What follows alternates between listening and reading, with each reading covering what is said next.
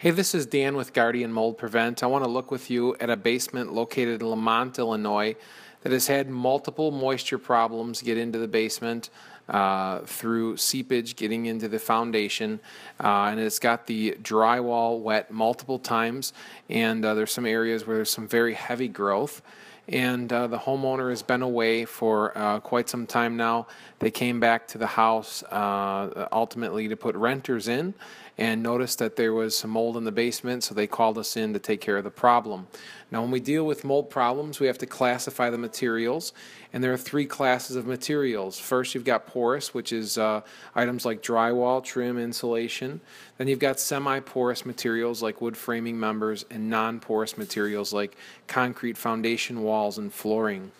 It's important that you're able to distinguish between those three types of materials because it will affect how you handle the mold remediation project, as each type of material is handled differently throughout the course of the project. Once you know, then you can put together the scope of work and the procedures that are necessary. First, we set up containment, so we seal the basement off from the rest of the living space to keep the air from exchanging with the rest of the living space.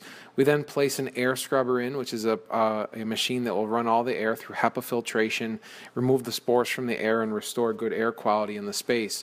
Once we've got that set up, we then remove and discard all of the porous materials, so your drywall, trim, insulation, items like that come out, get bagged, tied up, and discarded properly. Then we have exposed the semi-porous materials, so we treat and scrub the wood with a biocide, and then we coat the semi-porous and non-porous surfaces with a acrylic-based mold-resistant coating.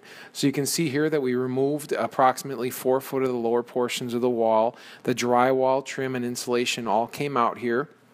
We had put the basement under negative air pressure, so we were cleaning the air and keeping it from exchanging with the rest of the living space.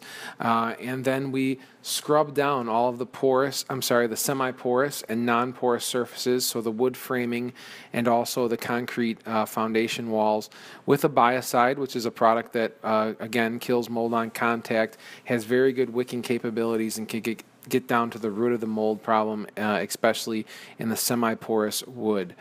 Then we treated everything with a white acrylic-based mold-resistant coating. It's a product that's meant specifically for the mold remediation industry. It's not Kills. It's not just a regular household primer. This is an acrylic coating that will resist mold growth going forward and is a big help to homeowners who need protection in the basement. The last thing to make a quick note of is the air scrubber that we used. It's a machine that will run the air through HEPA filtration, and it's one of the big things that will set a mold remediation company apart from just Joe Handyman, because your air quality is always in mind, trying to make sure that it's a space that can be lived in and can have peace of mind knowing that the air quality is acceptable inside of that space.